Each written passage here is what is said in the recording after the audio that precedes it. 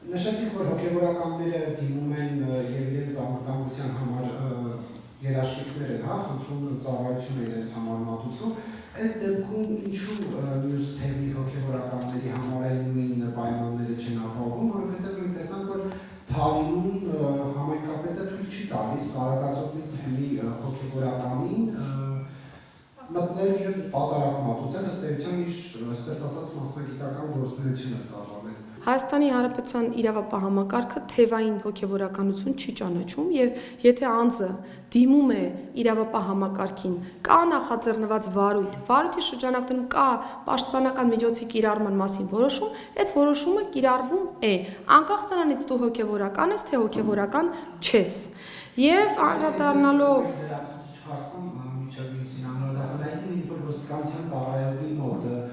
ներկայությամբ համայնքապետը թույլ չի տալիս հոգևորականին մտնել եկեղեցի եւ պատարակ մատուցել, ասելով ոչ իմ ուզած հոգևորականը պետք է մտնի, ոստիկանը պետք է այսինքն լուր հետևի, քանի որ չկա ազանք, ճիշտ եմ հասկանում։ Տեսեք, հարցի մասով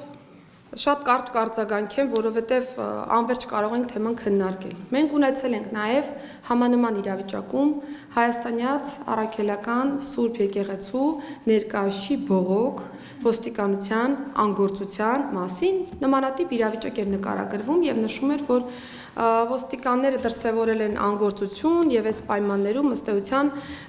չեն ցուցաբերել անհրաժեշտ վարքագիծ, բայց ես վերադաս վարչարարության շրջանակներում անդրադարձել եմ կոնկրետ հարցադրմանը եւ կոնկրետ ներկայացուցիչը պնդում էր, որ սա մասնավոր սեփականություն է, մասնավոր սեփականության հետ կապված պետք է երաշխավորի իրավունքը անձի պետությունը եւ կոնկրետ վտարման պահանջ էր ներկայացվում, վտարել կոնկրետ հոգևորականի։ Ես վերադաս վարչարարության բողոքի շրջանակներում ֆիքսել եմ, որ բառացիորեն կարդում եմ, որպեսզի տարընկալումներ չլինեն։